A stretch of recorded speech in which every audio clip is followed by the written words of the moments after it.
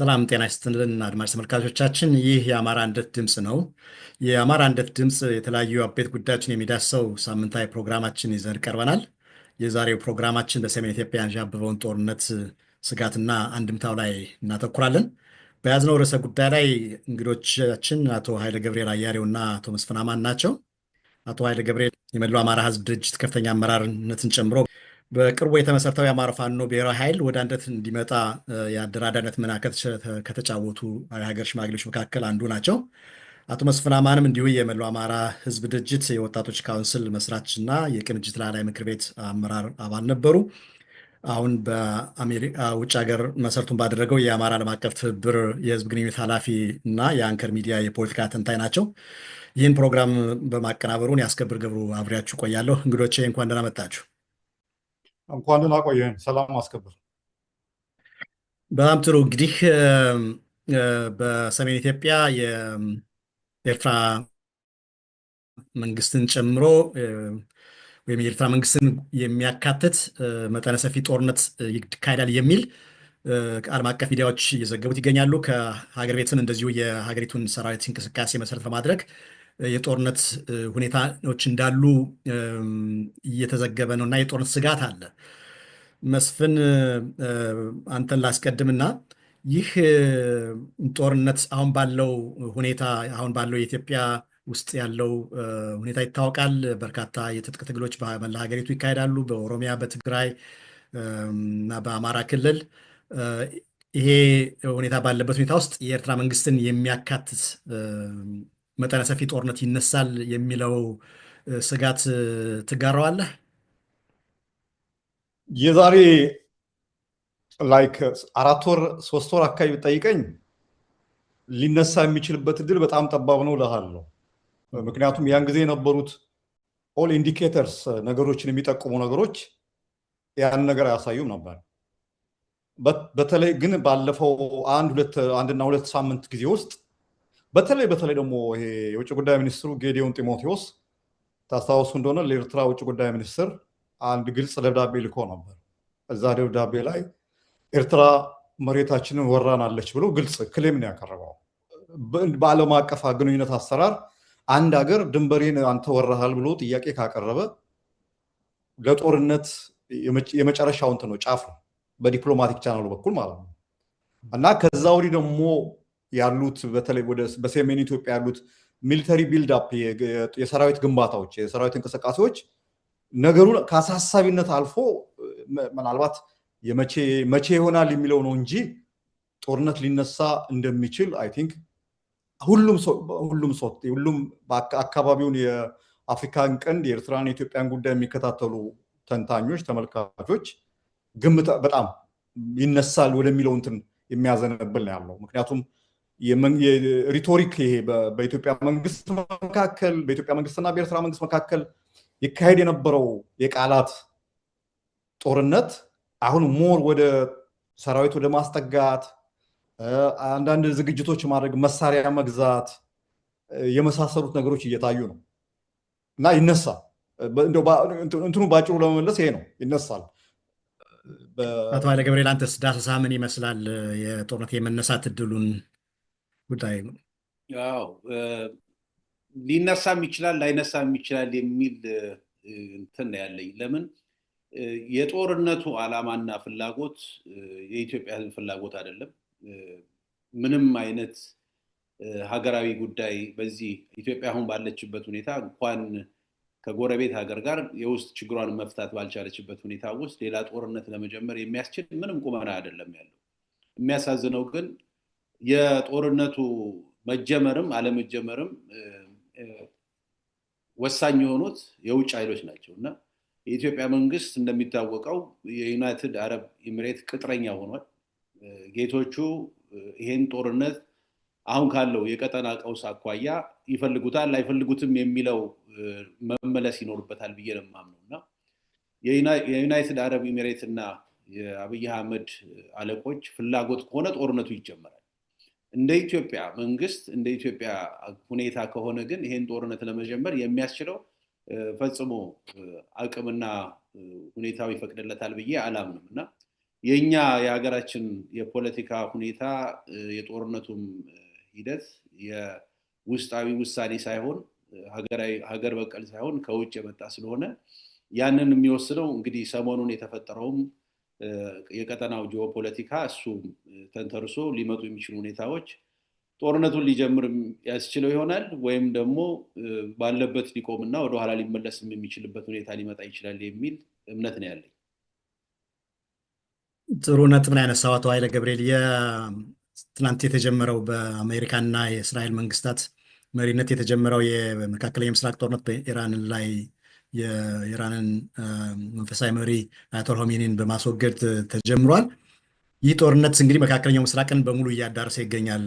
ቀደም ሲል የጠቀስካቸውን ሀገሮች የመካከለኛው ምስራቅ ሀገራትን ጨምሮና ይህ ሁኔታ ባለበት ሁኔታ ውስጥ አንዳንድ የብልጽግና የማህበራዊ ሚዲያ ሰራዊት ይሄ ለጦርነት ለመጀመር ምቹ ሁኔታ ነው የሚል ሁኔታ አለ። አት ሴም ታይም ግን የጦርነት ስፖንሰሮቻቸው ሀገራት በዚህ ጦርነት ውስጥ እየተጋበዙ ያለበት ሁኔታ ነው ያለው እና ይህ ሁኔታ የጦርነቱን የመፈንዳት እድል ያጠባል ወይስ ያሰፋል? አቶ ኃይለ ገብርኤል በዚሁ ተያይዘ። እሱ ነው እንግዲህ ስፖንሰሮቹ የሚሆኑት የሚገጥማቸው ሁኔታ ነው። እንግዲህ አሁን በተዘዋዋሪም ቢሆን አሁን ካለው የቀጠና ጦርነቱ ውስጥ ገብተዋል። እንደሚታወቀው ዩናይትድ አረብ ኤሚሬት በኢራቅ ሚሳይሎች እየተመታ ነው ያለው እና ምናልባት ጦርነቱ ስኬሉን ጨምሮ ከፍ ካለ በዚህ በአፍሪካ ቀንድ ላይ መጠመዳቸውን ትተው ወደ ራሳቸው ጉዳይ ሊመለሱ ይችላሉ እና በዛ ሁኔታ የስፖንሰርነታቸው ሚና ምናልባት ሊለወጥ ስለሚችል እንደሚታወቀው የዩናይትድ አረብ ኤሚሬት ከዚህ በፊት ተሞክሯ እንደሚታየው አብረዋት ይሰሩ የነበሩ ኃይሎችን እርግፍ አድርጋ በአንድ ቀን ትታ የመሄድ የአብይ አህመድ የክህደት መንፈስ አላት። ራሱ ሰውየውም አብረውት ከሰሩ ጋር አብሮ እንደማይቀጥሉ ሁሉ ከዛ የወሰደ ይመስለኛል እና የዩናይትድ አረብ ኤሚሬት አሁን ካለችበት የቀጠና ቀውስ ውስጥ አገግማ መውጣት ካልቻለች የአፍሪካ ቀንድ ላይ ሌላ የፖለቲካ ፍላጎቷን ለማሳካት የምትችልበት ሁኔታ አይመስለኝም እና አሁን የተፈጠረው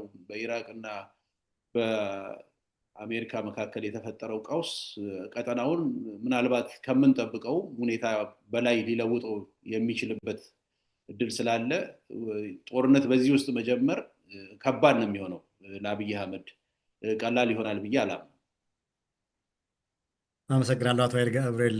መስፍን ይህን ጉዳይ የያዘ ከዓለም አቀፍ ሕግም ጋር በተያያዘ እንግዲህ የጦርነት የሉዓላዊ ሀገር ኤርትራን የሚጨምር ከሆነ አንደኛ ጊዜውን አሁን የፈነዳው የመካከለኛው ምስራቅ ጦርነት፣ ሁለተኛ ዓለም አቀፍ ሕጉስ የኢትዮጵያ መንግስትን በሌላ አንድ ሀገር ላይ ጦርነት መክፈትን ይፈቅድለታል ወይ? ይሄ ጉዳይ ለጦርነቱ እንዳይነሳ አሉታዊ ሚና አይጫወትም ወይ? መስፍን ዓለም አቀፍ ሕግ የምትለው ማለት ያው በንድፈ ሀሳብ ደረጃ ዓለም አቀፍ ሕግ የሚባል አለ። አሁን እንደምናየው አሁን ኢራን ላይ አሜሪካና እስራኤል እየወሰዱ ያሉት እርምጃ ግልጽ የሆነ ጥሰት ነው። ዓለም አቀፍ ሕግ የሚባለውን ጥሰት ነው። የአንድ ሉዓላዊ ሀገር መሪን መግደል ኦልሞስት በዛ ሀገር እንትን ላይ የሉዓላዊነት ጥሰት መፈጸም ነው ብቻ ሳይሆን ዓለም አቀፍ ሕግ የሚባለው ነገር እንደውም በአፍጢሙ መድፋት ነው እና አሁን የምናየው ነገር በዓለም ሁኔታ ባለፈው አንድ ወር ነው 2 ወር ኒኮላ ማዱሮ ላይ ቬኔዙዌላ ላይ ያደረጉት ነገር ስታየው፣ አንዳንድ ቦታ ላይ ግሪንላንድን ይገባኛል የሚለው ነገር ስታየው ይሄ ዓለም የምትለው ነገር የጉልበተኞች ጉልበት ካለ ሁሉን ነገር ማድረግ ትችላለህ፣ ጉልበት ከሌለ ተጠቂ ትሆናለህ የሚለው ዘ ሩል ኦፍ ዘ ጃንግል የሚባለው ወይም ደግሞ ስቴት ኦፍ ኔቸር የሚባለው አይነት ነገሮች የገባን ይመስለኛል እና አሁን ዓለም አቀፍ ሕግ ምናልባት ጉልበቱ ያለው ደካሞች ላይ ነው የሚሆነው። እንደ ኢትዮጵያ ያሉ ደካማ ሀገሮች ለምሳሌ ኢትዮጵያ ከኤርትራ ጋር ጦርነት ለመግጠም ብታስብ እነዚህ ትልልቅ የሚባሉ ሀገሮች ከኢትዮጵያ ጎን ቢሰለፉ ዓለም አቀፍ ሕግ ብጥስም ባጥስም ምንም እንትን ላይሆናቸው ይችላሉ።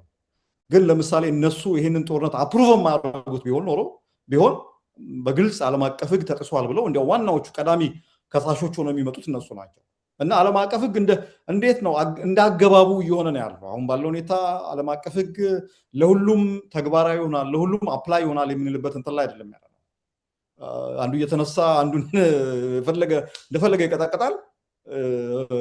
ደግሞ ሌላ ደግሞ የሆነ ትንሽ ነገር ጥሰት ሲታይ በሙሉ ሚዲያው ምናምኑም የዓለም አቀፍ ሕግ ተጣሰ ምናምን ታስታውሳለህ። ኢትዮጵያ ውስጥ የዛሬ 2 ዓመት ምናምን 3 ዓመት የነበረው ጦርነት የሰሜኑ ጦርነት ጊዜ የምዕራቡ ሚዲያ ይሄ ዓለም አቀፍ ተቋማት የምትላቸው እንዴት አይነት ሲያጫጩት እንደነበር ምናምን ታያለህ። ቢኮዝ የሆነ እነሱ የፈለጉት ነገር ነበር ከዛ ጦርነት ውጤት እንትን ማለት ነው።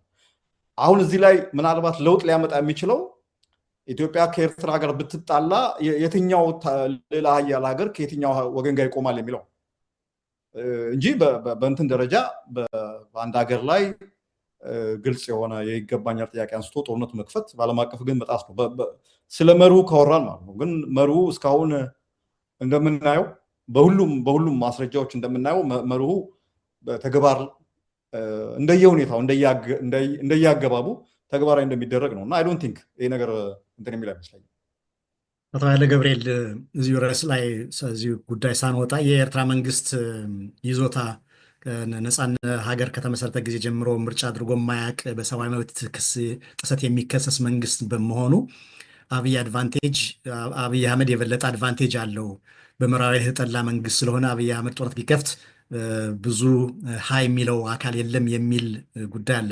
ይሄን ሀሳብ ትጋራለህ ኃይሌ?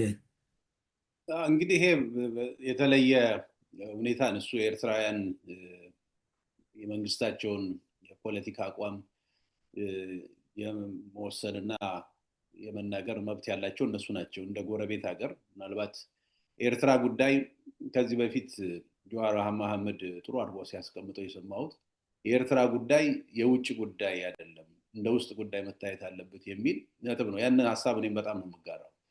ኤርትራ ምንም የውጭ ሀገር ቢሆንም ጎረቤት ሀገር ቢሆንም በማንኛውም መንገድ ከኢትዮጵያ ጋር በብዙ መንገድ የሚያጋራው ነገር አለ። ግን እንደ መንግስት ሌሎች ምዕራባውያን አምባገነን ስላሉት ሳይሆን ከኢትዮጵያ በተሻለ ሁኔታ ኤርትራውያን ዩኒፋይድ የሆነ ብሔራዊ ማንነት አላቸው። ኢትዮጵያውያን ዛሬ አንድ ላይ ነን ያለው ስርዓት በአብይ የሚመራው የኦሮሞ ብሔርተኛ የኢትዮጵያን ባንዲራ ክብር አለው? ለኢትዮጵያዊነት ክብርስ አለው? የኢትዮጵያን ባንዲራ ከእናቶቻችን መቀነት ላይ እየቆረጠ የሚጥል አገዛዝ ነው ኢትዮጵያ ውስጥ ያለው። የኤርትራ ደግሞ አዲሱ ትውልድ ቢያንስ የተመሰረተለትን የአዲስ ሀገር የማንነትና የሀገር ክብርና ሉዓላዊነት የተቀበለ ብሔራዊ አንድነት ያለው ነው። ዛሬ ጥያቄያችን እንደ ሰው የመኖር መብት እንኳን የለንም ኢትዮጵያውያን እና የምዕራቡ ዓለም አምባገነን ስለሆነ ስላልሆነ ሳይሆን የነሱ ብሔራዊ ጥቅም ይጠቅማል አይጠቅምም የሚለው በምርጫ መመዘኛ ካየኑ ኢትዮጵያ ውስጥ ካለው ምርጫ ይልቅ ኤርትራ ውስጥ ያልነበረው ምርጫ የተሻለ ነው። ህዝቡ አልተታለለም። በምርጫ ስም ብዙ ጓደኞቻችንን አጥተናል። ብዙ ወጣቶችን ተሰውተዋል። ብዙ ህዝብ ዋጋ ከፍሎበታል። በ97 መስፍሬን ራሱ በሱ ላይ የደረሰውን ግፍ ጨምሮ ሌሎቻችንም እስከ መሰደድ ያበቃል።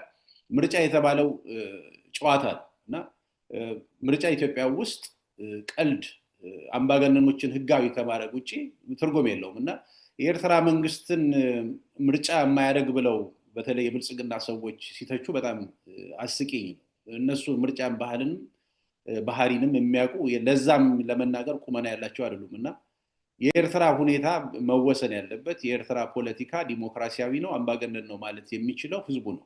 ግን አሁን ባለው ተጨባጭ ሁኔታ ኢትዮጵያውያን የሚቀኑበት ስትራክቸር ነው። ቢያንስ ኢትዮጵያውያን እኮ ዛሬ አንድ አምባገነን መንግስት ኖሮ በሰላም ወጥተው ቢገቡ የሚመርጡበት ምኞት ላይ የደረስንበት ይሄ አሁን እንደ ሰው በዚህ በ21ኛው ዘመን ውስጥ የሰው ልጅ የሚመኘው ፍላጎት አይደለም። ግን ወርደን ዛሬ ኢትዮጵያውያን በአንድ አምባገነን ሀገሩን በሚወድ አምባገነን ጥላ ስር እንኳን ብንሆን የተሻለ ነው የተባለበት ወያኔ እኮ መንግስት የተሻለ ጊዜ ተብሎ እኮ የተናፈቀበት ሁኔታ ውስጥ ነው የገባነውና በምንም አይነት ሁኔታ የኢትዮጵያና የኤርትራ ህዝብ አሁን ባለበት ሁኔታ ሊነጻጸር ይገባል ብዬ አላስብም።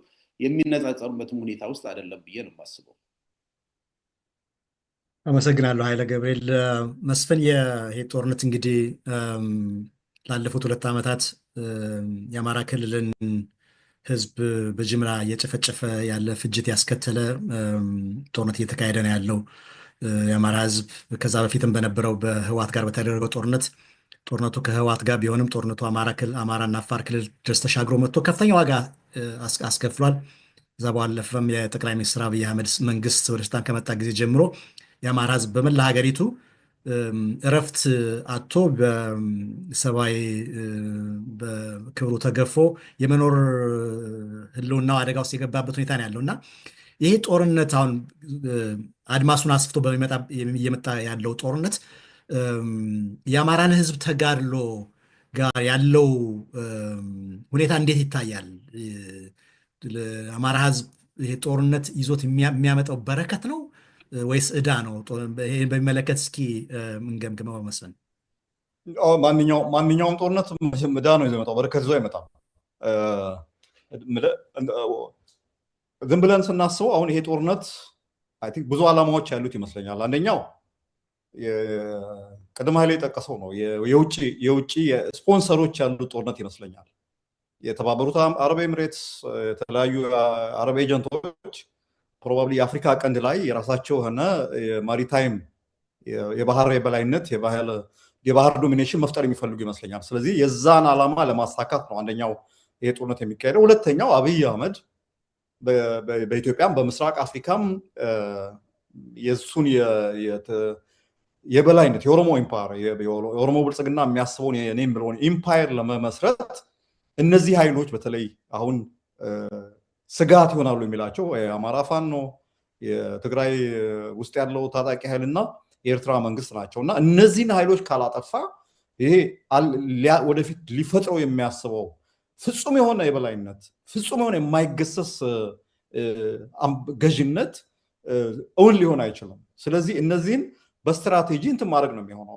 አንደኛው ይሄ ነው። ሁለተኛው ደግሞ ከወቅታዊ ሁኔታ ማኳያ አሁን አማራ ክልልም ካለው ሁኔታ አኳያ በተለይ ደግሞ ትግራይ ውስጥ አሁን ነገሮች እየተካረሩ ወደ ጦርነት እንትን ጫፍ የደረሰ ሁኔታ ነው ያለው እና ይሄ ነገር መከላከል ይህን ነገር እንትን ለማድረግ ይሄ ሊተባበሩ የሚችላሉ የሚል ትልቅ ስጋት አለ፣ ትልቅ ፍራቻ አለ።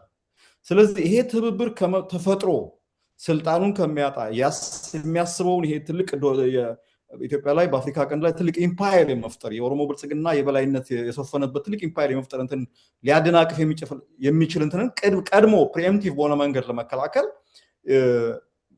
አይ ቲንክ እኔ አምኖት እንትን በእነሱ ጭንቅላት ውስጥ ገብቼ ላስብ አልችልም። ማንኛውም የሚያስበው ምናልባት የኤርትራ መንግስትን መጀመሪያ እንመታለን፣ የኤርትራ መንግስት ምክንያቱም ለነዚህ ለሁለቱ ለአማራ ፋኖና ለትግራይ ለሚባሉ ታጣቂዎች የመሳሪያም ሌላም የደጀንም ምንጭ ሊሆን የሚችልበት አጋጣሚ ስላለ መጀመሪያ የኤርትራ መንግስት እናዳክማለን፣ በመቀጠል ደግሞ የትግራይን እንትን እንላለን እንመታለን፣ ከዛ ወደ አማራው እንመጣለን የሚል አይነት የሆነ ስሌት ያለው ይመስላል። የሆነ ሴንስ ታደርገው አሁን አንዳንድ የጦር እንቅስቃሴዎች ታያለ ከአማራ ክልል የተወሰነ ሜካናይዙንም የተወሰኑም እያንቀሳቀሰ ወደ ሰሜን እያወጣ ያለበት ሁኔታ ነው እና የሚመስለው ምንድነው አንደኛውን መጀመሪያ ጨርሼ ቀጥሎ ወደ ተቀሩት እመጣለሁ የሚል ሁኔታ ነው ያለው እና ምንም በረከት የለው ይዞ የሚመጣው አደጋ ነው ያለው እና ይሄ ነገር በደንብ ያለውን ይሄ ስትራቴጂክ ጎሉን የዚህ ጦርነት ስትራቴጂክ ዓላማን በደንብ ተረድቶ ከዚህ ጦርነት ሊመጣ የሚችለውን አደጋ መቀነስ በተለይ በአማራ ፋኖ በኩል ሊመጡ የሚችሉ አደጋዎች አሉ ይታያል። በኤርትራ መንግስት ላይ ሊደርስ የሚችለው ጉዳት ምንድነው? እኛ ላይ የሚያስከትለው ምንድነው? እኛ ላይ የሚፈጥረው ተጽዕኖ የሚለው ነገር በደንብ መታየት አለበት። ትግራይም አካባቢ የሚፈጠረው አዲስ የኃይል አስተላለፍ እሱን በደንብ መታየት አለበት። ምናምን ነገር ለብልጽግና ታማኝ የሆነ አስተዳደር ፈጥሮ ትግራይን ጀስት የፑፔት አሻንጉሊት የሆነ ብልጽግና የሚቆጣጠሩ አይነት መንግስት የመፍጠር ሁኔታ ነው ያለው እና በዛ ይሄ አማራ ክልልን ብቻውን የአማራን ክልል ውስጥ እየተካሄደ ያለውን እንቅስቃሴ ነጥሎ ብቻውን ለመምታትና ከዛ በኋላ ለአንድና ለመጨረሻ ጊዜ ማዳከም እንትን ያለው። ስለዚህ አንተ ጠላት የሆነ አንተ የምትቀናቀነው ኃይል ወይም የምትታገለው ኃይል የሆነ እንቅስቃሴ ሲያደርግ አንተም በራስ መንገድ እንቅስቃሴ ማድረግ አለበት፣ አስፈላጊ የሆኑ እንቅስቃሴዎች ማለት ነው። አንተም ፓርትነርሺፕ ሁኔታዎችን ማሰብ መቻል ይገባል። የሚመጡትን ነገሮች አንቲሲፔት አድርጎ ምንድነው ቅድመ ትንበያ አድርጎ ኦኬ ይሄ ነው ይሄ ስትራቴጂ ነው ይሄ ግብ ነው ያለው ብልጽግና ለዚህ ነው ይሄን ጦርነት የሚያካሄደው። ዞሮ እኔ ጋር መጥቶ ሌሎቹን ጨርሶ ወይም ደግሞ ከሌሎቹ ጋር ያለውን ሂሳብ አወራርዶ እኔ ጋር መጥቶ ከምትን ከሚል እዛው ባለበት ሁኔታ ማዳከም የሚቻልበት እድል ካለ እንደዛ ማሰብ፣ ካልሆነ ደግሞ ኦኬ ባይሆንም እዚህ ደግሞ ያለውን አቅም በደንብ አደራጅቶ ከዚሁ ደግሞ ምናልባት ደግሞ አሁን የሰራዊት መሳሳት የሚባል አለ አይደል? ወታደር ከአንድ ቦታ ስታንቀሳቀስ አሁን አማራ ክልል የምናያቸው አንዳንድ እንትኖች እሱ ነው የሰራዊት መሳሳት አለ። ይሄ ደግሞ ትልቅ እድል ነው ለፋኖ አሁን ባለበት ሁኔታ ማለት ነው። ይህንን የሰራዊት መሳሳት አሁን ደቡብ ጎንደር፣ ሰሜን ጎንደር፣ ማዕከላዊ ጎንደር የምናያቸው አሁን ትላንትና ሰሜን ወሎ እና ደቡብ ወሎ፣ ሰሜን ሸዋ አካባቢ የምናያቸው እንቅስቃሴዎች ይህንን መሳሳት ተጠቅመው የሚደረጉ እንትኖች ናቸው እና ይህንንም አድቫንቴጅ ተጠቅሞ እንዲያውም ለአንዴና ለመጨረሻ ጊዜ ብልጽግናን ከአማራ ክልል መቅበር ተመልሶ እንዳይመጣ ማድረግ የሚቻልባቸው እንትኖች ማሰብ ያስፈልጋል እና ነገሩን ከሁሉም አቅጣጫ ማየት ነው የሚያስፈልገው። ገባ? ነገሮች በራሳቸው መንገድ እስኪመጡ ከመጠበቅ ይልቅ አንተ ነህ ነገሮችን የራስህን ትንበያ እየሰራ የራስህን ግምገማ እየሰራ ልክ እንደ ቼዝ ማለት ነው የአንተ ተቃራኒ ሙቭ ምን እንደሆነ ተንብየህ ነው አይደል የሚቀጥለው አንተ ሙቭን የምታስበው። እንደዛ አይነት ነገር ውስጥ መገባት አለበት የሚል እምነት አለኝና አይ ቲንክ ማይንድ ሴታችንን ማስተካከል አለበት። አመሰግናለሁ መስፍን። ይሄ ወደሚቀጥለው ጥያቄ ያንደረድረኛል። ኃይለ ገብርኤል መስፍን በመስፍን መንደርደሪያ መሰረት የአማራው ማህበረሰብ የአማራው የፖለቲካ ልሂቅ የሚከተለው የፖለቲካ ስሌትና የሚኖረው ቁመና በጣም ወሳኝነት አለው። በእንደዚህ አይነት ሁኔታ ውስጥ እንዳየነው ህወሓት በሚመራው ኢህአዴግ ውስጥ የአማራው የፖለቲካ ኃይል የጁኒየር ፓርትነር ሚና የነበረው። በኋላም አሁን ስልጣን ላይ ያለውን መንግስት በተመሰረተበት ጊዜ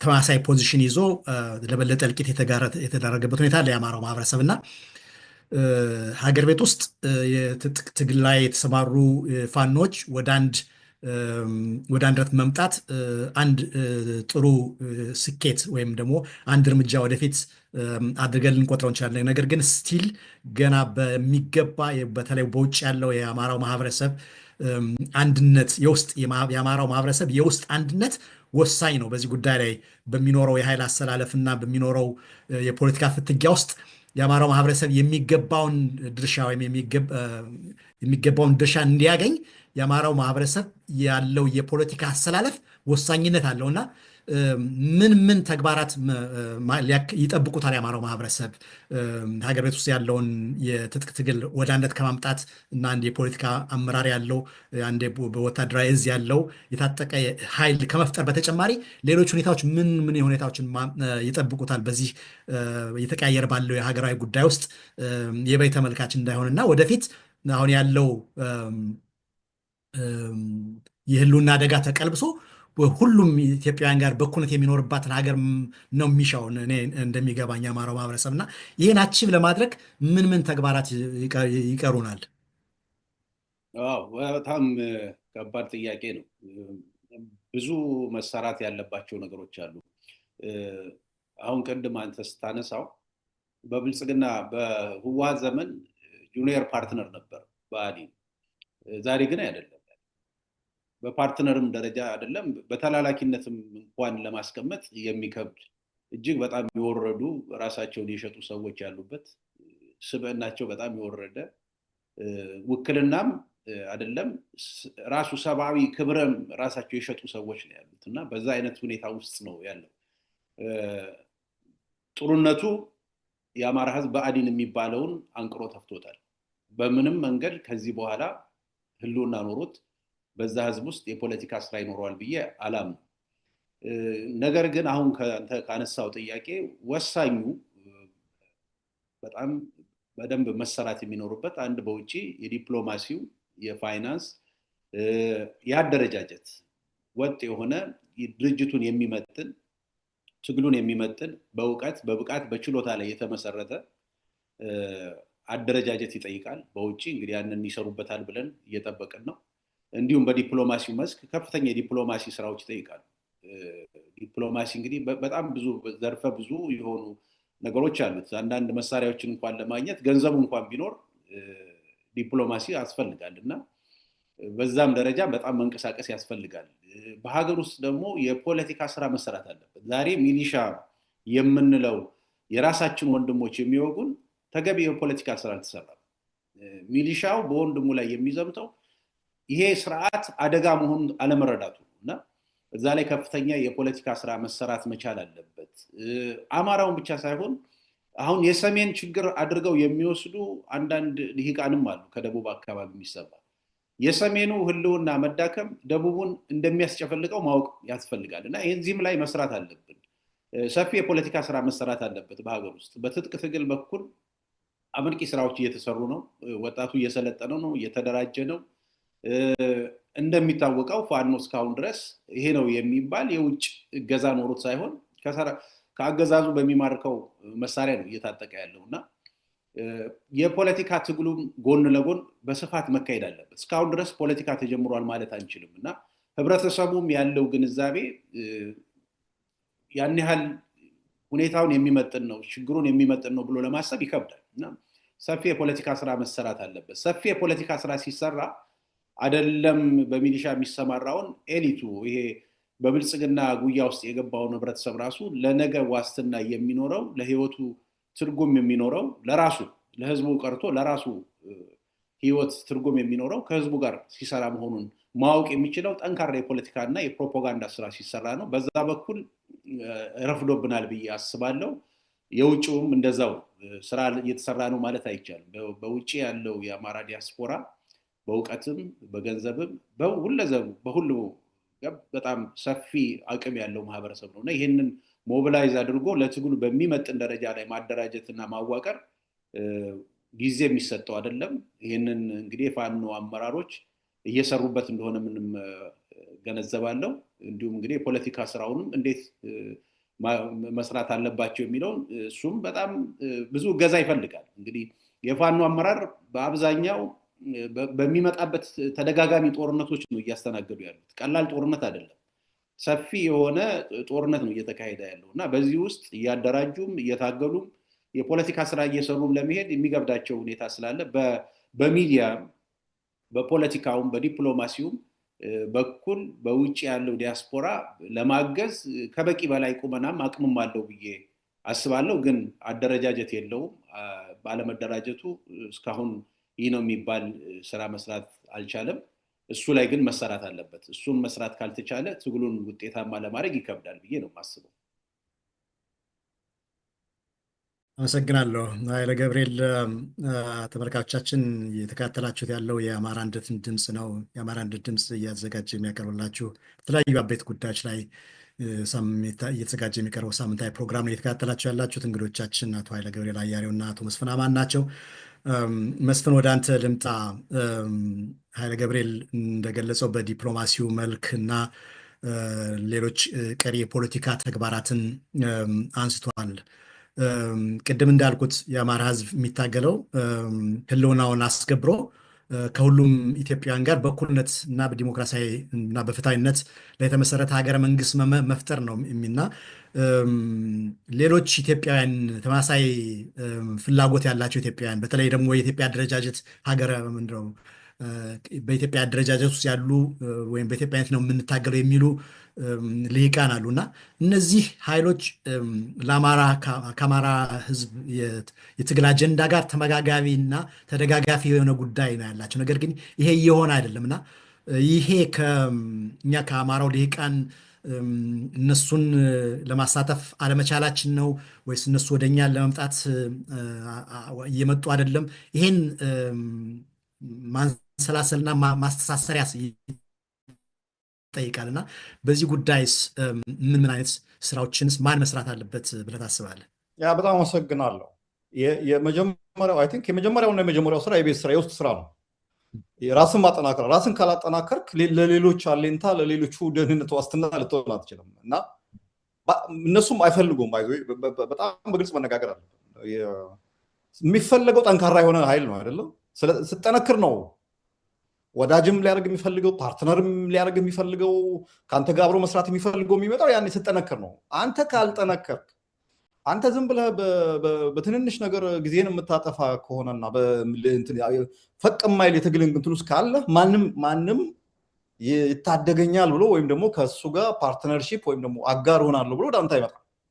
ስለዚህ ይሄ የራስን ማጠናከር የሚባለው በጣም ዋናው ምሰሶ ነው ከሌሎች ጋር ለመስራት ማለት ነው። ሌላው ከዚህ ጋር የሚያዘው ነገር ራስን ግልጽ ማድረግ ያስፈልጋል። ግልጽ ማድረግ ያስፈልጋል ሲባል ምንድነው? ባለፉት 50 ዓመታት የአማራን ፖለቲካ በተመለከተ የተሰራ በጣም መጥፎ የሆነ የጥላቻ ታሪክ የጥላቻ ትርክታል። እሱ ላይ በደንብ ገና በጣም በበቂ ተሰርቷል ብዬ አላምንም። አማራውን የተሳለበት መንገድ ሁላችን እናውቃለን። ትምክተኛ፣ ወራሪ፣ የቀድሞ ስርዓት ናፋቂ፣ ቀኝ ገዢ፣ ሰፋሪ ብዙ ነገሮች አሉ። ብዙ እንትኖች አሉ። ጸረ ዲሞክራሲ ክልላችሁን አሁን የተፈጠረውን የብሔር ፖለቲካ ክልላችሁን ሊቀማ የመሳሰሉት ነገሮች እዛ ላይ የአማራ ፖለቲካ ግልጽ መሆን አለበት። ይሄ ነው የኛ ራዕይ ለኢትዮጵያውያን ዜጎች ኢንክሉዲንግ ለብሔር ብሔረሰቦች ለሚባሉትም ጭምር ማለት ነው። ይሄ ነው የኛ ራዕይ። ይሄን ነው የምናስበው። ከሌሎች በአስተርጓሚ የምትሰሙትን ነገር ተውት።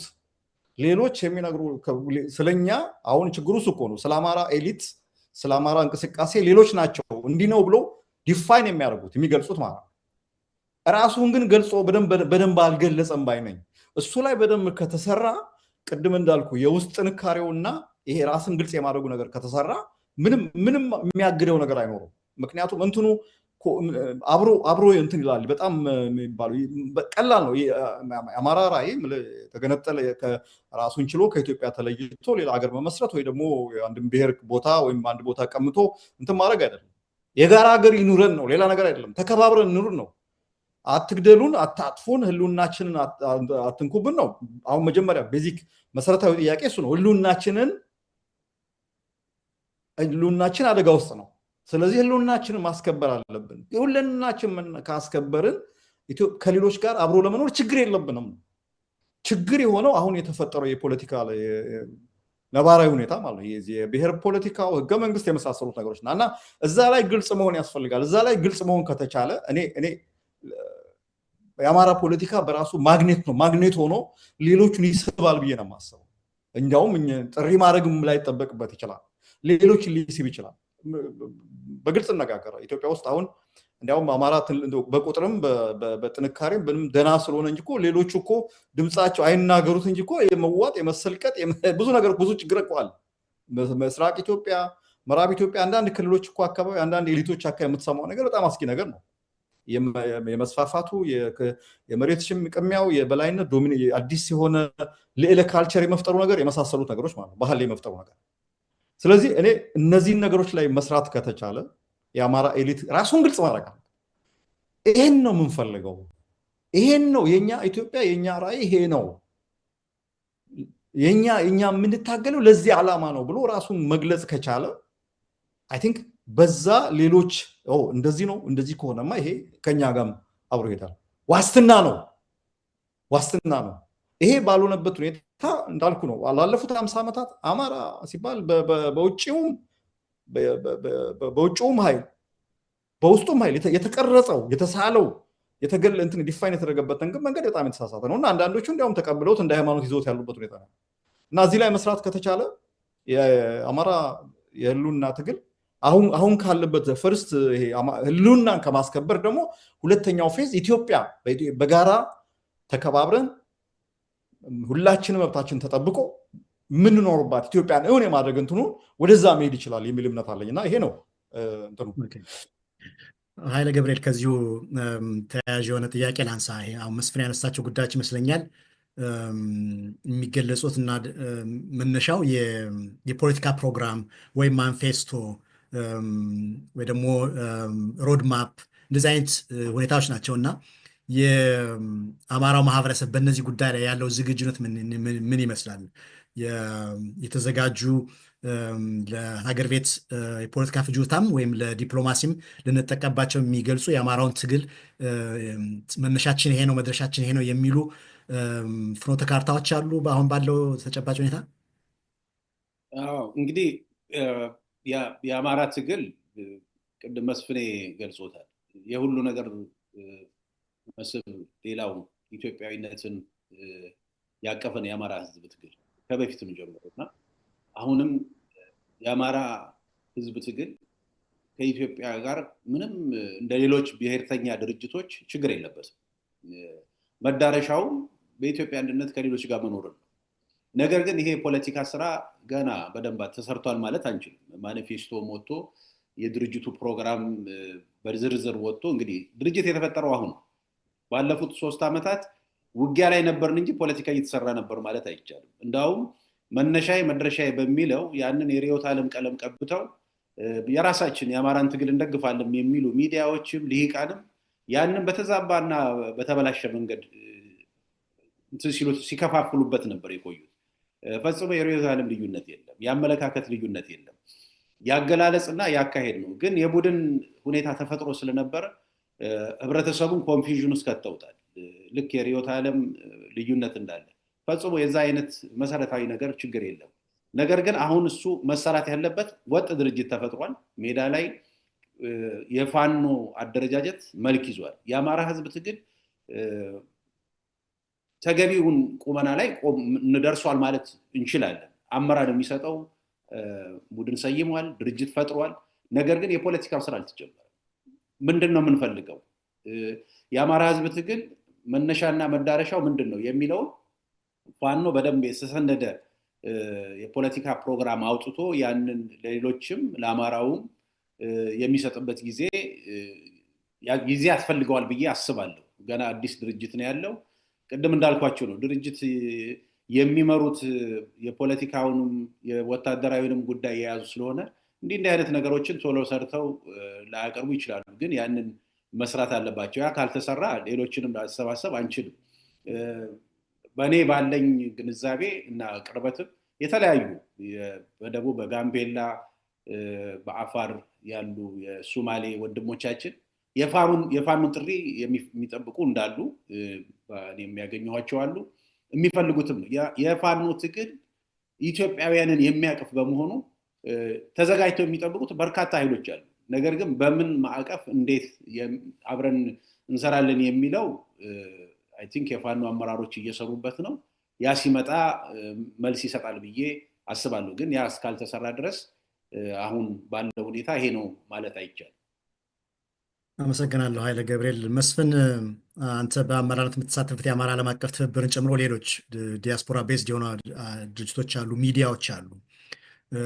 በህወሓት በከፈተው ጦርነት ወቅት እንዳየ ነው ቅድም አንተን ካነሳው ጋር ተያይዞ የአማራው ማህበረሰብ ዲፋይን አድርገው የራሳቸውን አጀንዳ እኛን ብላክሜል በሚያደርግ መልኩ ያልሆነ ገጽታ ገንብተው በዓለም አቀፍ ማህበረሰቡ ዘንድም ፕሮጀክት ያደርጉናል እና ከእሱ አንጻር በትክክል የአማራው ማህበረሰብ እየታገለ ያለው ለምንድን ነው የሚለውን ሁኔታ የሚዲያ አስፔክትም ያለው ይመስለኛል። በተለይ ዓለም አቀፍ ሚዲያዎችን ተደራሽነት በኩልና የውጭ ማህበረሰብ በትክክል ለምን እንደምንታገል እና ፍትሃዊ በዓለም ውስጥ ፍትህን የሚፈልጉ ደግሞ እውነተኛ አደረጃጀቶችና ሀገራት ይኖራሉ። ሁሉም ሀገራት በሙሉ ጸረ አማራ ሊሆኑ አይችሉም እና እኛ ራሳችን ለውጩ ማህበረሰብ በመሸጥ እና ትግላችን ተጋድሏችን ለምን እንደሆነ በማሳወቅ በኩል ምን አይነት ተግባራት እየተሰሩ ነው? አንተ የምትሳተፍበትን ድርጅት ጨምሮ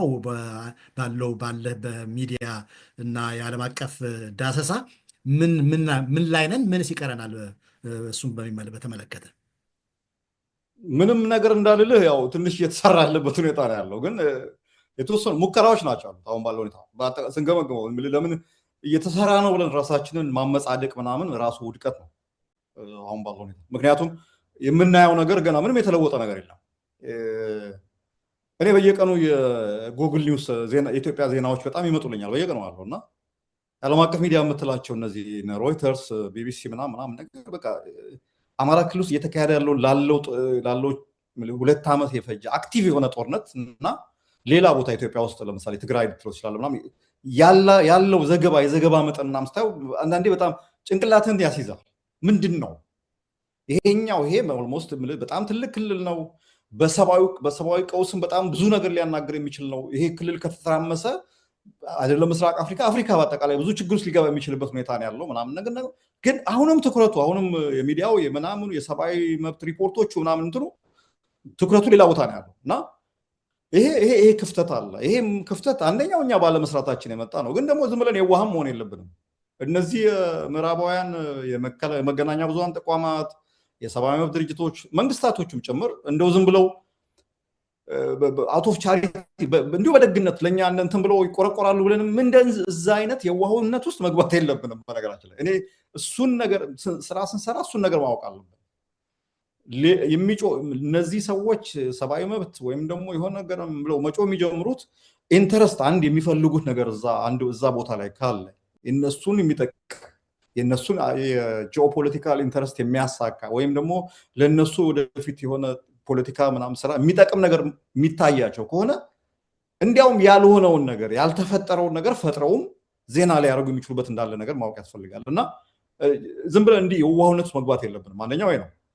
ሁለተኛው አሰራሩን በደንብ መረዳት አለብን። የምዕራብ ሚዲያው በለው የሰብአዊ መብት ተቋማት ምናምን በአብዛኛው የሚሰራው በተዘዋዋሪ በሆነ በሎቢ በቀስቀሳ በአነቃቂ እንትኖች ነው። እኔ ዋሽንግተን ዲሲ አካባቢ በሳምንት ምን ያህል ሰልፍ እንደሚካሄድ አላውቅም። ኢትዮጵያኖች በሳምንት ልንለው እንችላለን፣ በወር ልንለው እንችላለን። ልክ ሪቹዋል ሆኗል። በቃ እንዲያውም አንድ ጊዜ እንደዚህ ተናግሬ አንድ ሰው ተቆጥቶ እንዴት እኛ ለሀገራችን ህይወት እንደዛ በፀሐይ የተንቃቃ እንትን እያለ እንዴት እንደዚህ ትላለህ ብሎኛል። ግን ምንድነው የተገኘው ውጤት ብለን ራሳችን መጠየቅ መቻል አለ። ስቴት ዲፓርትመንት በር ላይ ወይም ደግሞ ዋይት ሃውስ በር ላይ አይ ቲንክ ላለፉት 30 ዓመታት በተለያየ መንገዶች መፈክሮች ይዘን ወተን የሞቱ ህፃናት ፎቶዎች ይዘን ወተን ምን ብለን ምናምን እንትን ብለናል። ግን ካደረግነው እንቅስቃሴ አኳያ የተገኘው ፊድባክ ምንም ነገር የለም። እና ምንድነው እንደዚህ ነው የሚሰራው አሰራሩ ስላልገባን ነው ሰዎቹ ወይ እኛን ስራ አይደለም አሰራሩ አይ ቲንክ ብዙ የአሜሪካ ፖለቲካ ብለው የምዕራቡ ፖለቲካ በሎቢ በውስጥ ለውስጥ በተወሰኑ ተጽዕኖ መፍጠር የሚችሉ አካላትን በመጠቀም መሆኑን ተረድቶ እዛ እንደዚህ አይነት በጣም ሪሊ ታክቲካል መሆን ያስፈልጋል የሚል እምነት አለ። እንደዛ ካልሆነን ዝም ብለን የለቅሶ ፖለቲካ አሁን አይተነዋል፣ አይሰራም። በቃ አለቀስን፣ ጮህን፣ የመግለጫ ወጣን፣ ድረሱልን አለን ምናምን አንደኛ የሚደርሱልን እነሱ ጥቅማቸው እዛ የሆነ የሚከበርበት ሁኔታ መስሎ ከታያቸው ጀስት አሁን ሰሞኑን ያለውን ነገር ተመልከቱ። ኢራን ውስጥ የዛሬ ወር ነው 2 ወር አካባቢ ኢራን ውስጥ ተቃውሞ ተነሳ። ያን ተቃውሞ በኢራን መንግስት የሺያው መንግስት ክራሽ አደረገው አይደለም። እዚህ የነበረውን ታስታውሳለህ አይደል? ምዕራባውያን እንዲያውም ጦር ልከን የኢራን መንግስትን እንቀጣለን ሰላማዊ ሰልፈኞቹ እንደዛ እርምጃ ስለወሰደ ይባላል። 97 ላይ ቅድም አንስቶታል። ኢትዮጵያ ውስጥ ምርጫ ተጭበርብሮ ወያኔ እንደዛ ተጭበርብሮ ምናምን እንዲያውም ያንን ምርጫ የተጭበረበረ ምርጫ እና ወያኔ የፈጸመውን ወንጀል ከቨር ለማድረግ ነበር ሲሯሯጥ የነበረው። ዲፈረንሱን ነው ማሳየው ምናምን ነገርና ይሄን በደንብ ማወቅ ያስፈልጋል ማለት ኢንተርናሽናል ሲስተም ኢንተርናሽናል ኦርደሩ ወይም ደግሞ ይሄ በተለይ ምዕራቡ ዓለም ምናምን እንዴት ነው የሚሰራው፣ ፖለቲካው እንዴት ነው የሚሰራው፣ ሌሎችን እኛ እንዴት ነው የሚመለከተው፣ በምንድነው ተጽዕኖ ማሳደር የምንችለው የሚባሉ እንትኖቹን ኳሶቹን ቦሎቹን በደንብ ማወቅ አለብን። እሱን ካላወቅን ዝም ብሎ ውሃ ቅዳ ውሃ መልስ ነው። በነገራችን ላይ እኔ እሱ ላይ ነው ትኩረት አድርገን በደንብ ባለሙያዎች ገብተውበት የዲፕሎማሲ ልምድ ያላቸው የህግ ልምድ ያላቸው በደንብ እንትን የሚሉ ሰዎች ገብተውበት ተጠንቶ በደንብ ሪሶርስ ሞቢላይዝ ተደርጎ ዳያስፖራው ለገንዘብ አዋጥቶ እንደዛ ነው የሚያደርጉት። በነገራችን ላይ የአይሁድ ዳያስፖራ በለው የኩርድ ዳያስፖራ በለው የሌላ ዳያስፖራ በለው በሎቢ ነው ሁሉ ነገር የሚንቀሳቀሰውና በዛ አይነት መንገድ ከተደረገ ውጤታማ ይሆናልና አሁን በእኛ በኩል እንደ አማራ ዓለም አቀፍ ትብብርን የምገልጸው እንደዚህ አይነት ነገሮችን ለመስራት ጀምረናል። አሁን መልካም አጋጣሚ የምንለው ይሄ አዲስ አንድ ወጥ የሆነ የአማራ አደረጃጀት መፈጠሩ ነው። ምክንያቱም በፊት ኬዎስ ነበር፣ ስርዓት አልበኝነት ነበር። አንዱ ደብዳቤ ያነሳና እግሌን የኔ ተወካይ አድርጌዋለሁ በውጭ ሀገር ተብሎ ይጽፍልሃል።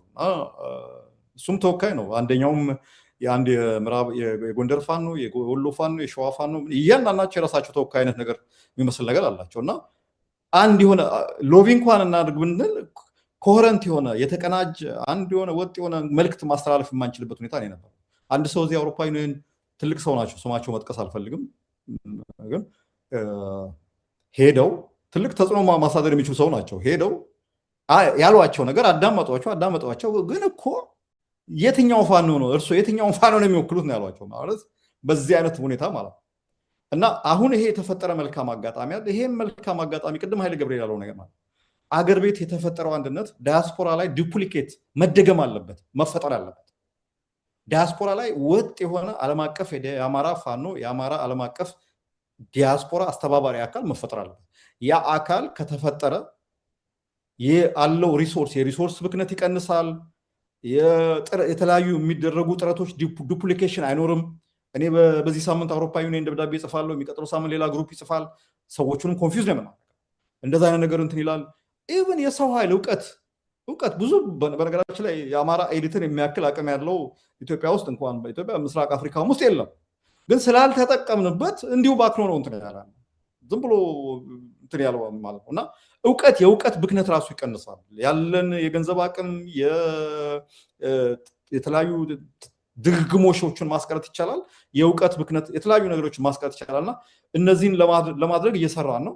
ውስጥ ለውስጥ እየተነጋገርናቸው ያላቸው አካላት አሉ።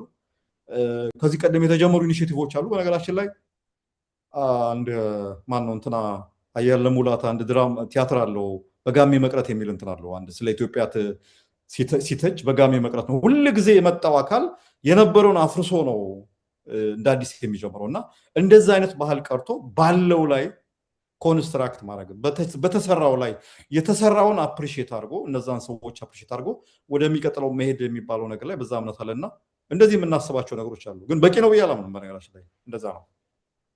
አመሰግናለሁ መስፍን። ኃይለ ገብርኤል ወደ አንተ ልምጣ። ዛሬ ርዕሳችን ያው በሰሜን ኢትዮጵያ እያንዣበበ ያለውን ጦርነት መነሻ አድርገን ነውና ቅድም ሁለታችሁም አንስታችኋል። በሚኖረው የኃይል አስተላለፍ ውስጥ የአማራው ኃይል የሚኖረው ጥንካሬ ነው ወሳኙ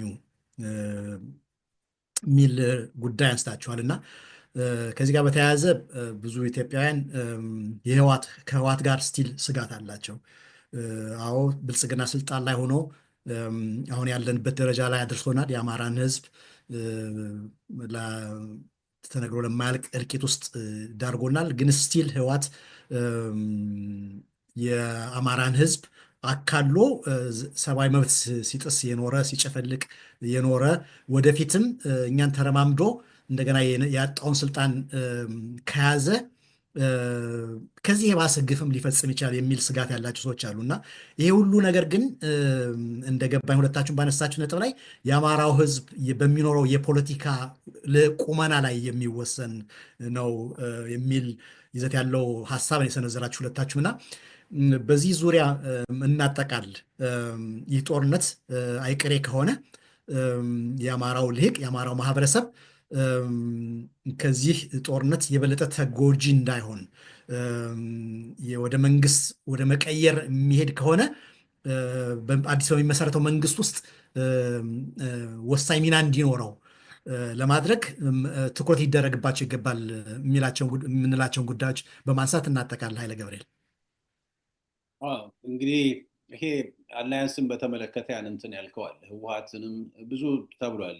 በህወሓት በአማራው ህዝብ ላይ ያደረሰው ነገር ይታወቃል። ፖለቲካ ተለዋዋጭ ነው፣ ሁኔታዎች ይለወጣሉ። አሁን ደግሞ አማራው ህዝብ ያለበት ደግሞ ከዛ የባሰ የከፋ ሁኔታ ውስጥ ነው እና አንዳንዴ እንደ አላያንስ ተፈጥሯል ምናምን የሚል ያንን እንደ ክህደት ምናምን ለመቁጠር የሚፈልጉ ወገኖች አሉ። በፖለቲካ ትግል ውስጥ የትላንት ጠላት የዛሬ ወዳጅ ሊሆን ይችላል። ሁለተኛ ህዝብ አለ፣ ከድርጅቶች በስተጀርባም ህዝቦች አሉ እና አንዳንድ ድርጅቶች በጣም ከህዝብ ጋር የተሰፉ ይሆንና ህዝብና ድርጅቱ መለየት የማይቻልበት ሁኔታ ይኖራል። አደጋንም ደግሞ በቅጡ የመገምገምም ችግር አለ እና አሁን ካለንበት ተጨባጭ ሀገራዊ ሁኔታ አኳያ ትላንትና የነበረውን ቁርሾ ትቶ ነገን ማሰብ የሚቻልበትን መንገድ መነጋገር፣ በተለያየ መንገድ መገናኘት ሊኖር ይችላል እና ይሄ ብዙ ሊገርም ሊደንቅም የሚገባ አይደለም። ግን ደግሞ በተጨባጭ ምን ያህል ግንኙነቶች አሉ ከፋኖና በሌሎች ኃይሎች መካከል የሚባለው ምንም ይሄ የምናውቀው ነገር የለም። ግን ቢኖርም ደግሞ የሚያስደንቅ አይደለም። ፋኖ ራሱን ችሎ የቆመ የነፃ አውጪ ኃይል እስከሆነ ድረስ ከፈለገው ምድራዊ ኃይል ጋር የመነጋገር የመወያየት መብት አለው እና ያንን በተዛባ መንገድ ለመተርጎም የሚፈልጉም ወገኖች አሉ። እሱ አዋጭ አይደለም። ነገንም ደግሞ ስር ነቀል ለውጥ እንፈልጋለን፣ በኢትዮጵያ ውስጥ አዲስ ስርዓት ማንበር አለብን ብለን ካሰብን ትላንትና በአንድም በሌላ መንገድ በጠላትነትም በልዩነትም የቆሙ ኃይሎችም ጋር ተመልሰን ውጊያ ውስጥ መግባት ሳይሆን መነጋገር ያስፈልጋል።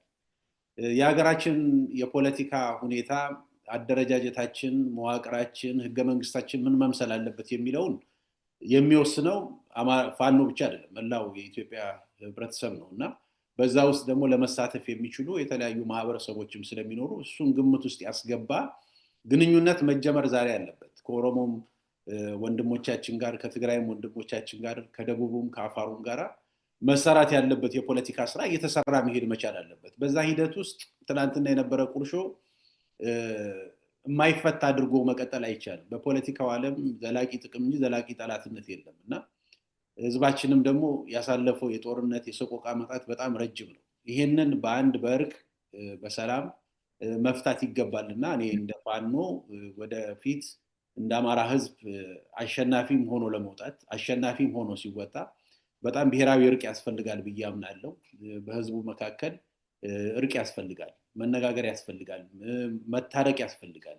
ትላንትና ተበደሉ የተባሉት ነገሮች ጠረጴዛ ላይ ተቀምጠው ምናልባት የዚህ አይነት ትልቅ ተሞክሮ ያለው እንደ ሩዋንዳ አይነት ብዙ ሰቆቃ አሳልፎ ከዛ ሰቆቃ ለማገገም ሁሉን ነገር ጠረጴዛ ላይ አስቀምጠው የበደሉም ይቅር ብለው ፍርድ ተሰጥቶ ነው የተፈታውና በኢትዮጵያ ውስጥም ለአንዴም ለመጨረሻም ጊዜ የአማራ ህዝብ በተለይ የተካሄደበት መጠነ ሰፊ የፕሮፓጋንዳ ዘመቻ፣ የጥላቻ ዘመቻ፣ የግድያው ዘመቻ ይሄው ሰሞኑን ራሱ ከ20 በላይ ምዕመናን የተገደሉት ታርጌቱ አማራን የማጥቃት በሚል ነውና ይሄ ለአንዴና ለመጨረሻ ጊዜ እንዲቆም አንደኛ ህዝቡ በየትኛውም አቅጣጫ ያለው ህዝብ በጋራ መቆም መቻል አለበት።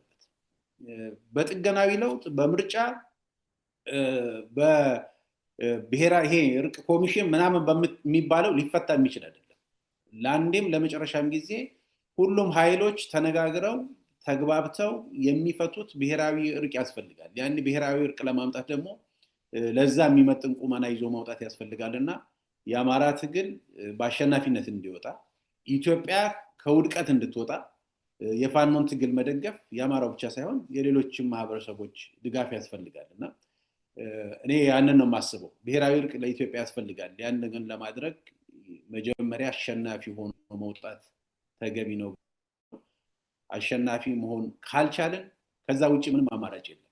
እንደ አማራ ካላሸነፍን መጨረሻችን ባርነት እንኳን አይደለም ከዛ ይከፋል እና ከማሸነፍ ውጪ አማራጭ የለም። በማሸነፍ ውስጥ ግን እነዚህን እርቅን አብሮነትን ግምት ውስጥ ያስገቡ የፖለቲካ መፍትሄዎችን አድቆ ማየት ያስፈልጋል ብዬ አምናለሁ። አመሰግናለሁ ኃይለ ገብርኤል። መስፍን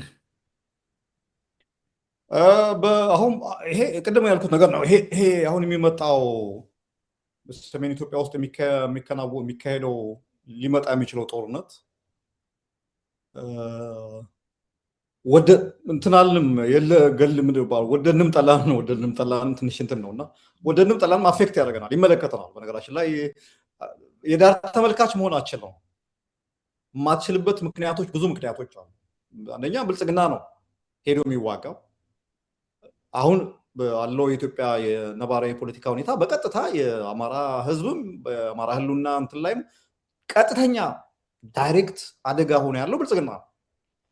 ይሄ ኃይል ደግሞ ሌሎች ምናልባት አጋር ሊሆኑ የሚችሉ ፖቴንሻል አጋር ሊሆኑ የሚችሉ አካላት ጋር ጦርነት ሲገጥም አይ እነሱ ጋር እንደፈለገ ይጨርስና እኔ እዚህ ጋር ቆሜ እጠብቃለሁ የሚባል ነገር ምናልባት አዋጭ እንትን አይደለም። ግን ምንድነው እንደ አመራር መገምገም ያስፈልጋል። ብልጽግና ቢያሸንፍ ምንድነው ሊፈጠር የሚችለው ነገር? የኤርትራ መንግስት ጦርነት ቢያሸንፍ ሊፈጠር የሚችለው ነገር ምንድነው? ቢሸነፍ ሊፈጠር የሚችለው ነገር ምንድነው? ህወሓት ቢሸነፍ ሊፈጠር የሚችለው ነገር ምንድነው? ቢያሸንፍስ የሚሉት ነገሮች እነዚህ ነገሮች በደንብ ከአሁኑ መገምገምና ማየት ያስፈልጋል። እነሱን አይቶ ለዛ የሚሆነው የፖለቲካዊ መልስ ቅድም የተባለው ነገር ነው። የጎደለው ነገር ፖለቲካ ነው። እስካሁን ይካሄድ የነበረው የትጥቅ ትግል ነው። የትጥቅ ትግል ደግሞ ብቻውን በፖለቲካ ካልተመራ ፖለቲካው እንትን ራዕይ ካላሳየው መንገዱን ካላሳየው ምንም ወደ ገደልም ሊሆን ይችላል እንትኑ ነገርና እዚህ ላይ በጣም በጣም ጥንቃቄ ያለው ግምገማ ማድረግ ያስፈልጋል። ሁኔታዎችን ማየት ያስፈልጋል እና ዞሮ አይመለከተም ያሉት አማራጮች አንደኛ ገለልት የዳር ተመልካች መሆን ነው። ሁለተኛ ወይ ከአንደኛው ወገን ጋር ወግኖ ሳይድ ይዞ ማለት ነው። አንደኛው ወገን ጋር ወግኖ ሌላኛው መውጋት ነው። ያሉት አማራጮች እነዚህ ናቸው እና ከነዚህ ደግሞ ሌላ ደግሞ ምንም ነገር በቃ የማይመለከት የራሴን ትግል ብቻዬን አካሄዳለሁ እነሱ እንደፈለጉ እንትን የሚባለው ነገር ላርገውን ብትችል አትችልም። ይሄ ያለንበት አካባቢ ዳይናሚክስ የፖለቲካ እንትኑ የሚያስችል አይደለም። አንደኛው መነካት ሌላኛውን በቀጥታም ሆነ በተዘዋዋሪ ተጽዕኖ ስለሚያሳድርበት ማለት ነው። ስለዚህ እንትኑን አስፍቶ ማየት ያስፈልጋል። ቅድም ኃይለ ያለው ነገር ፖለቲካ ሃይማኖት አይደለም። አንዳንድ ነገሮች ላይ ከፈት ማድረግ ያስፈልጋል። ከፈት ማድረግ ያስፈልጋል ግን ደግሞ ሲባል ደግሞ በግልጽ ማነጋገር ያስፈልጋል። እንደው ገና ለገና የጋራ ጠላት ተገኘ ተብሎ ነገሩን ሁሉ በቃ እንዳልነበር አድርጎ በቃ ከዛሬ ጀምሮ ወዳጅ ሆነናል። ልክ ይሄ ለውጥ ሲመጣ ሁላችንም የተሸወንበት ሲወዳ ማለት እዛ ትራፕ ውስጥ ላለመግባት በደንብ ምንም ሳንደባ ግልጽ መሆን ማለት ነው። በቃ የህወሓትም ሊሆን ይችላል የኤርትራ መንግስትም ከዚህ ቀደም የተሰሩ ነገሮችን የተፈጠሩ ነገሮችን በእኛና በእነሱ መካከል የተፈጠሩ ነገሮችን በእነሱ ላይ ግልጽ የሆነ ሂሳብ ማወራር እንደሚባሉ ተነጋግሮ ይሄ ነው ብሎ ነገሮችን ግልጽ ማድረግ። ሁለተኛ ደግሞ ኦኬ ምንድን ነው የምንፈልገው? እውነቴ ነው። ይሄ ደግሞ በጣም በጣም ወሳኙ ነገር ነው። ምንድን ነው የምንፈልገው? ብልጽግና የሚባለው የጋራ ጠላታችን ነው።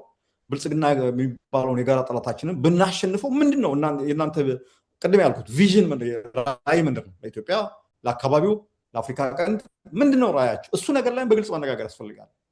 እንዳልኩ ይሄ በአጭር እይታ የተገደበ እንትን ፖለቲካ መስራት አያዋጣም። አይተነዋል። 2018 ላይ አብይ አህመድ መጥቶ ኢትዮጵያ ስንሞት ኢትዮጵያዊ፣ ስንቆም ኢትዮጵያዊ፣ ስንቀበር ኢትዮጵያዊ ስለን ሁላችንም ኤክሳይትድ ሆነን እኔ ይገርመኛል እንዴት የአንድ ሀገር ኤሊት ኢንታይርሊ በምልአት እንደዚህ ይሸወዳል የሚል በጣም ይገርመኛል። እንዴት ይሸወዳል? በጣም የሚገርም ነገር ነው። እና እሱ ኦልሞስት እንግዲህ ወደፊት ታሪክ የሚገመግመው ነገር ነው። አንተ እንትን ታደርግበታለህ። ግን እኔ የምለው እሱ ነው። በደንብ ሁኔታዎችን አይቶ የምንፈልገውን ነገር በግልጽ መንገድ ነው። ወደፊት ደግሞ አብሮ በመስራት የምናገኘው ነገር ውጤቱ ላይ መነጋገር ያስፈልጋል እንጂ ይሄ በቃ አሁን ኮመን ኢነሚ የጋራ ጠላት አለን፣ ስለዚህ የጋራ ጠላት ስላለን ኑ አብረን እንትን እንበል። ከዛስ የኢትዮጵያ ፖለቲካ እንትን ችግሩ እሱ ነው። ሾርት ሳይትድ ይሄ የአጭር እይታ እንትን ነው። ከዛስ እንደገና ተመልሰን ደግሞ ሌላ አዙሪት ውስጥ እንገባና እንትን እናደርጋለንና እዚህ ላይ በደንብ ሊታሰብበት ይገባል። በተለይ በፋኖ አመራር ደረጃ ይሄ ነገር ሊታሰብበት ይገባል። ይሄ ስትራቴጂክ እንትኑ ቅድም ያልኩ የቼዝ እንትን ነው። ፖለቲካው ማለት እንደ ቼዝ መጫወቻ ያስፈልጋል። ከገበታው ላይ ያሉት ኃይሎች እነማን ናቸው? በዚህ ጨዋታ ውስጥ እኛ ራሳችንን ገለልተኛ ልናደርግ አንችልም። ስለዚህ ጨዋታ ውስጥ ከገባን ጨዋታውን እንዴት አድርገን ነው በልጠን መጫወት የምንችለው እንጂ ሁል ጊዜ እነሱ ያታልሉናል ምናምን። አንተ ለመታለል ከተዘጋጀ አንተ ራስህን ካላደራጀህ እኮ ሁሉም እኮ የራሱን ቁማር ነው ሊጫወት የሚፈልገው። ለዛ ነው እኮ እንደዛ ነው። የአማራ ፖለቲካ የመጣው በሙሉ እኮ ቁማር መጫወቻ ያደርገው ራሱን ስላላደራጀ፣ ራሱን ስላላበቃ፣ ራሱን ስላላጠናከረ ነው። እና እነዚህ ነገሮች መታሰብ አለባቸው የሚል እምነት አለኝ። እና አይ ቲንክ መጪውን ጊዜ በደንብ ማየት ነው፣ ተጠንቅቆ ማየት ነው። አመሰግናለሁ ሁለታችሁንም እንግዶችን። ለዚህ አይነቱ የፖለቲካ ስራ የሚዲያው ሚና በጣም ከፍተኛ ነው። የአማራ አንድነት ድምፅ የተመሰረተው አንዱም እንደዚህ አይነት የፖለቲካ አንድነትን ለማምጣት ነውና በእውቀትና ልምድ ላይ ተመስርተን በስሌት ፖለቲካችን መደማመጥ የተሞላበት እና አዎንታዊ የሆነ ሚና ለመጫወት ነው። በትክክል አሁን ባለው ማህበራዊም ሆነ ሚኒስትሪም ሚዲያ ውስጥ ከፍተኛ የሆነ አሉታዊ ጉዳዮች ላይ የማተኮር ሁኔታዎች አሉና የአማራ አንድነት ድምፅ ከዛ በተለየ በጣም አዎንታዊ በሆነ አጋዥ ኃይል ሆኖ መውጣት ይፈልጋል እና ይህ ሚዲያ አድጎና ጎልብቶ ለአማራው ሕዝብ ትግል አንድነት እና ውጤት መብቃት የበኩሉን አስተዋጽኦ እንዲያደርግ ሳብስክራይብ በማድረግ የምንሰራቸውን ፕሮግራሞች ለተለያዩ ሰዎች በማካፈልና ተደራሽነቱን በመጨመር የበኩላችሁን አስተዋጽኦ እንድትወጡ እናንተ ተመልካቾቻችን እናሳስባለን፣ እንጠይቃለን። ለዛሬው ዝግጅታችን ጊዜያቸውን ሰውተው ከዚህ ፕሮግራም ላይ ቀርበው ሀሳባቸውና ልምዳቸውን ያካፈሉን ሁለቱም በአማራ ፖለቲካም በኢትዮጵያ ፖለቲካም ውስጥ ላለፉት 30 ዓመታት ከፍተኛ የሆነ አስተዋጽኦ ያበረከቱ አንጋፋዎች ናቸው። ጥሩ ነው አስከብረ አሁን እሳቸው ከኔ ጋር ያሉት አቶ ኃይሌ ገብርኤል እና እኔ እንግዲህ ስንታወቅ 30 ምናምን ዓመታችን ነው ማዕድ ፖለቲካ ውስጥ። ለነገሩ አንተም ያው ነው ብዙም አትለይም። እና አሁን አንዳንዴ ሳስበው እና አሁን እኛ ከሆኑ አንጋፋ ፖለቲከኞች ለመባል በቃ ያ እውነት ነው። እና እንግዶችን በጣም አመሰግናለሁ። ኃይለ ገብርኤል አያሌው እና መስፍን አማን ጊዜያቸውን ሰውታችሁ ከተመልካቾቻችን ጋር ላደረጋችሁት ቆይታ በአማራ አንድነት ድምፅ ስም ከልብ አመሰግናለሁ። ሰላም ጤና ይስጥልን። በሌላ ፕሮግራም እንገናኛለን። አመሰግናለሁ። እኛም እናመሰግናለን። አመሰግናለሁ።